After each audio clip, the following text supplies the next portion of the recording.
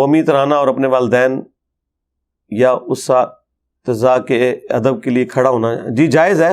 یہ جو لوگ ناجائز کہہ رہے ہیں وہ ان لوگوں کے اپنے ایک جذباتی دنیا ہے, ان کو مبارک ہو. جو ناجائز ہونے والی بات ہے وہ کوئی نہیں ہے. وہ جو حدیث شریف ہے وہ بالکل ڈیفرنٹ کانٹیکسٹ میں ہے, جو جامع ترمذی میں ہے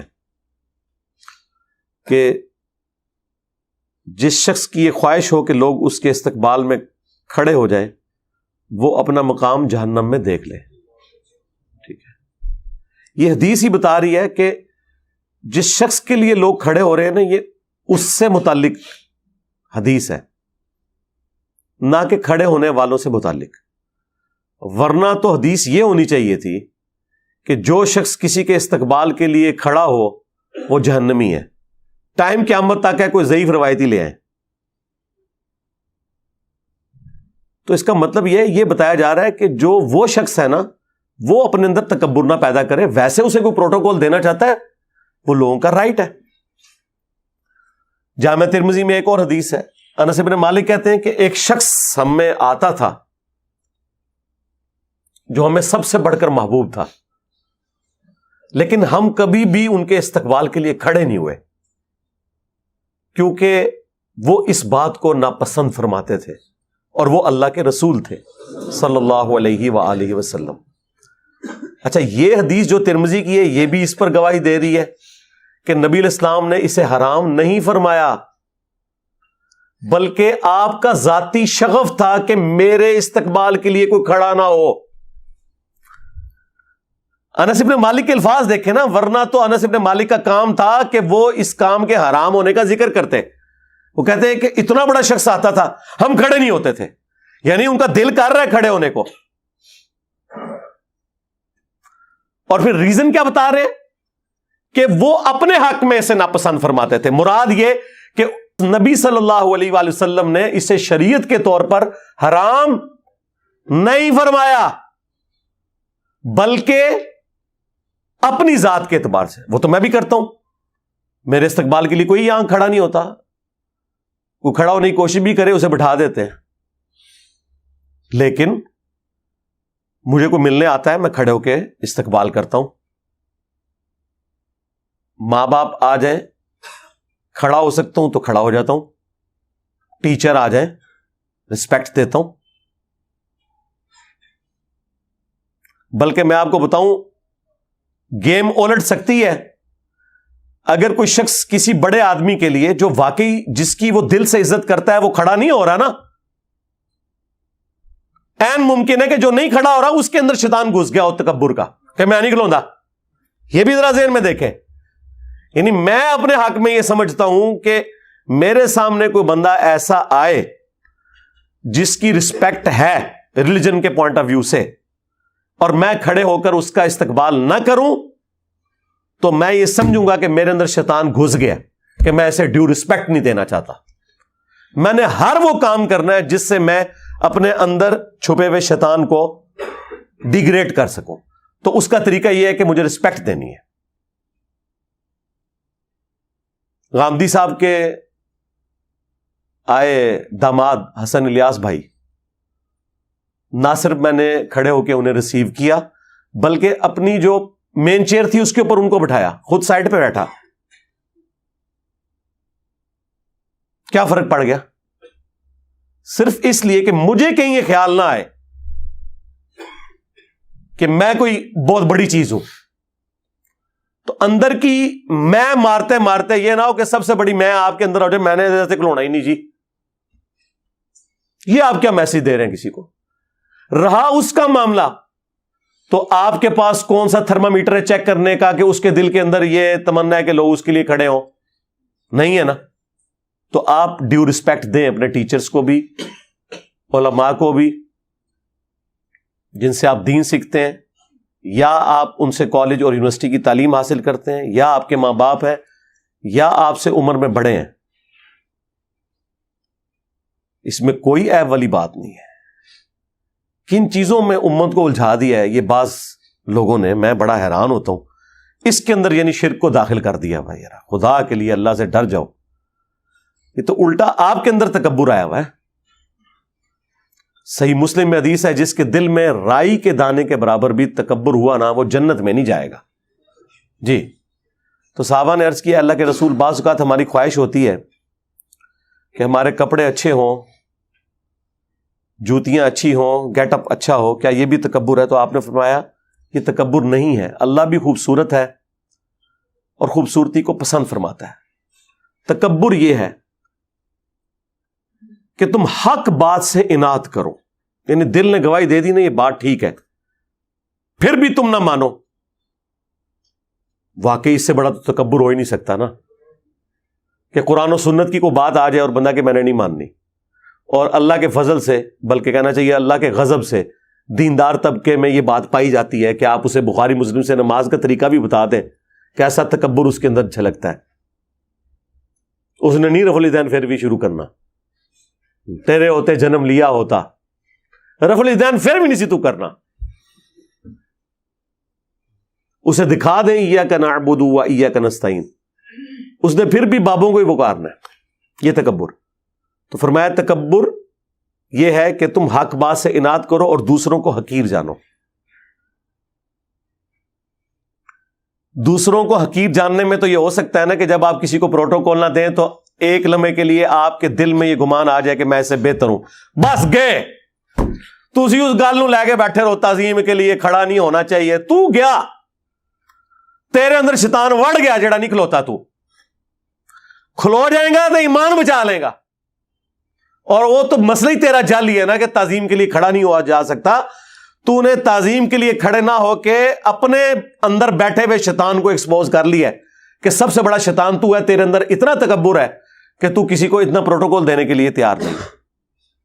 دوسری طرف تو آپ کو بتاتے ہیں کہ سیدہ فاطمہ جب آتی ہیں حضور کھڑے ہو جاتا ہے ان کے استقبال کے لیے, چادر بچھا دیتے, مرحبا پیاری بیٹی, بوسہ دیتے, سب کچھ. یار یہ نارمز ہوتی ہیں. یہ کون سا دین تم لوگ سکھا رہے ہو آ کے؟ اکثر مجھے بھی لوگ بھیجتے رہتے ہیں جو ڈاکٹر سرار صاحب نے, یار ڈاکٹر سرار صاحب نے کہہ دیا تو بس اللہ تعالیٰ ان کی غلطی سے درگزر فرمائے. ٹھیک ہے, غلطی کسی کو بھی لگ سکتی ہے. بخاری مسلم دونوں میں حدیث ہے, سعد ابن معاذ رضی اللہ تعالیٰ عنہ اوس کے سردار تھے. یہ دو ڈومیننٹ بندے ہیں سعد نام کے, انصار مدینہ میں سے, سعد ابن معاذ اور سعد ابن عبادہ. سعد ابن معاذ اوس کے سردار اور سعد ابن عبادہ خزرج کے سردار. ان دونوں کی وجہ سے ہی اسلام پھر پھیلا ہے. تو سعد ابن معاذ کو غزوہ خندق کے موقع پر ایک تیر لگا ان کے گھٹنے میں, زخم لگ گیا ان کو.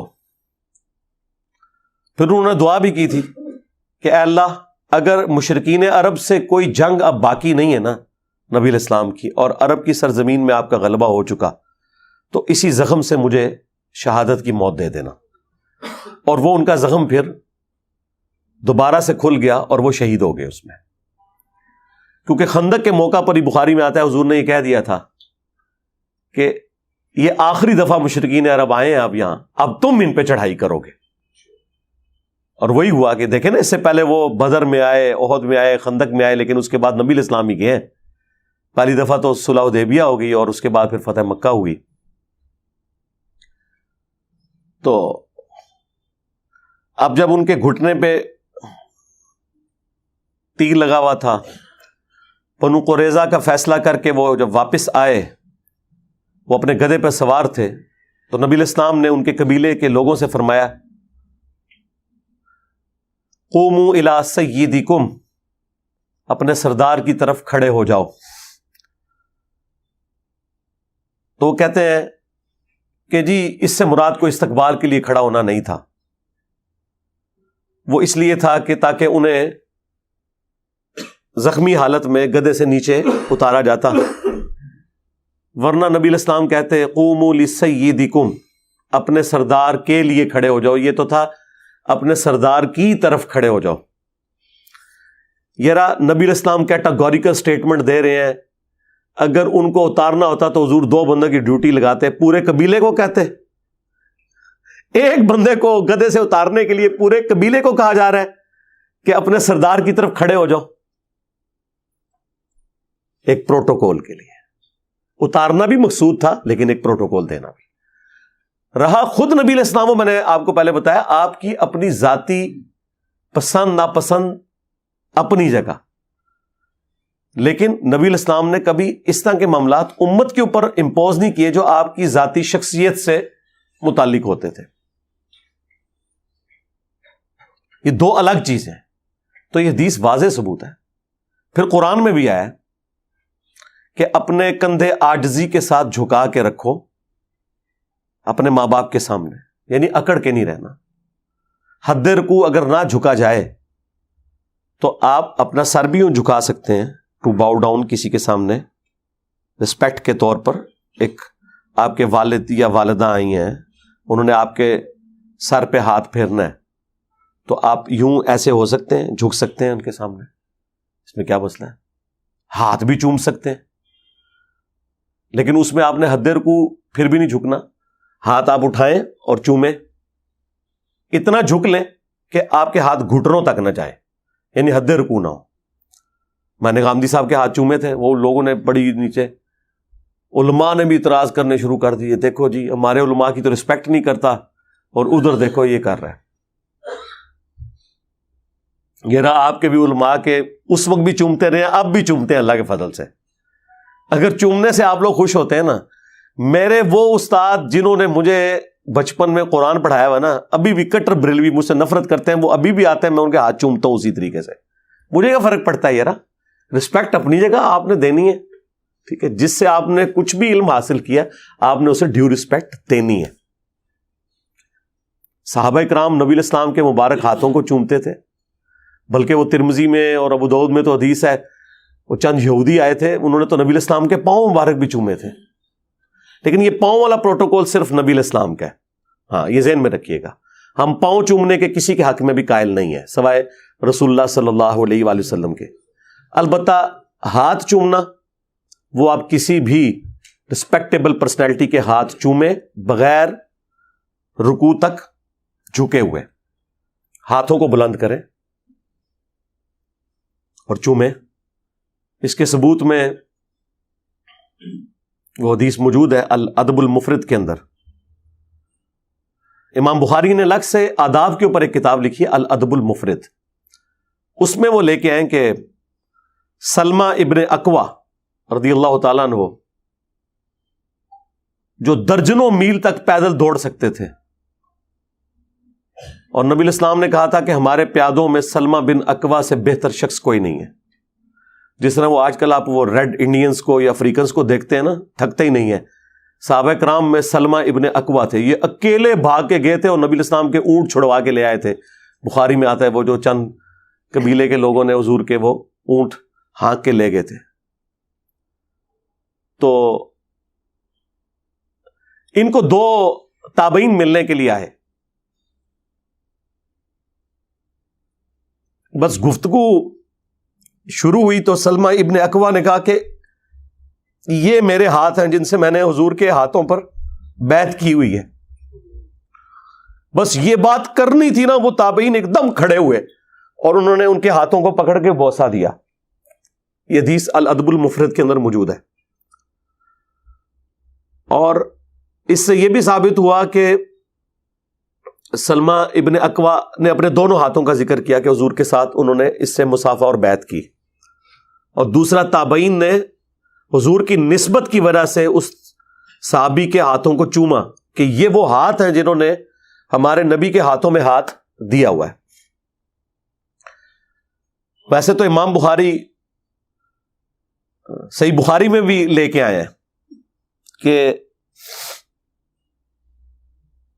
ابن مسعود کہتے ہیں کہ نبی علیہ السلام نے اپنے دونوں مبارک ہاتھوں میں میرا ہاتھ لے کے مجھے تشہد تعلیم فرمایا تھا, التحیات للہ والصلوات والطیبات. اس پہ امام بخاری نے باب باندھا ہے 2 ہاتھ سے مصافحہ کا مشروع ہونا. امام بخاری نے اسے ثابت کیا ہے کہ نبی الاسلام سے یہ اصلاً ثابت ہو گیا کہ آپ نے ایک صحابی کے ہاتھ کو اپنے دونوں ہاتھوں میں لیا. اب یہ جب ہم اہل حدیث کو بتاتے ہیں کہ یار یہ تو بخاری میں لکھا ہوا ہے, اوپر امام بخاری نے اس سے رزلٹ بھی نکالا ہے, ایون اوپر چیپٹر کی ہیڈنگ میں وہ لے کے بھی آئے ہیں اسلاف کے بارے میں کہ وہ 2 ہاتھ سے مصافحہ کرتے تھے. اب لیکن چونکہ اب انہوں نے ایک ضد بنائی ہوئی ہے,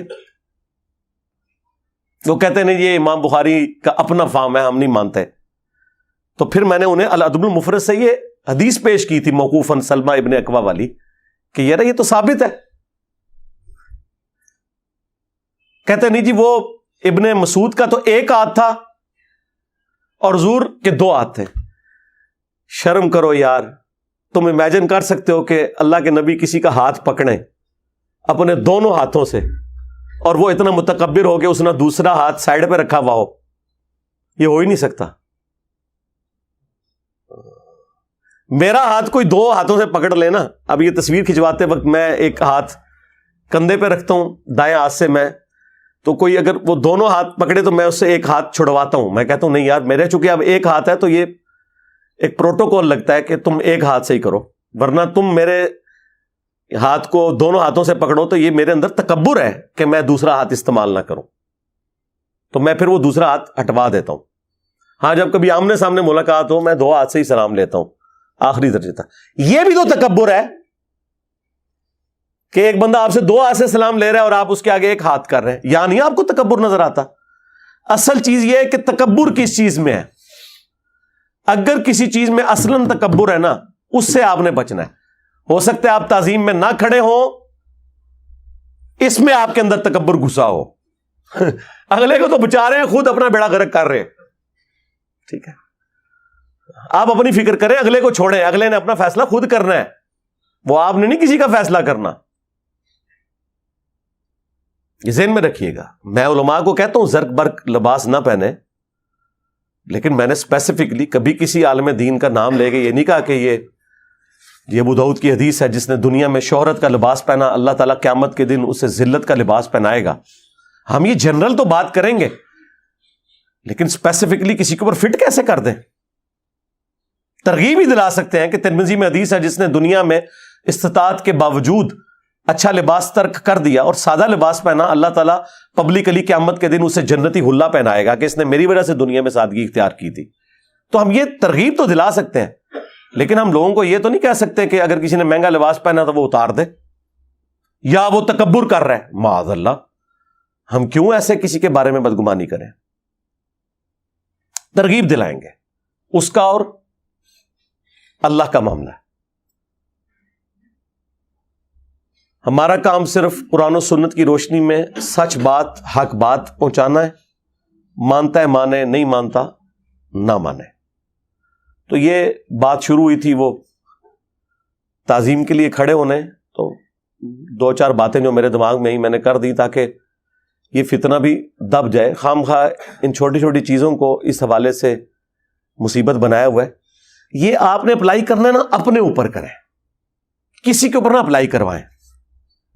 یعنی آپ اپنے لیے نہ کسی کو کھڑے ہونے دیں, لیکن کسی کو یہ کیوں کہتے ہیں کہ آپ فلاں فلاں کے لیے نہ کھڑے ہو؟ یہ کون سا دین ہے یار؟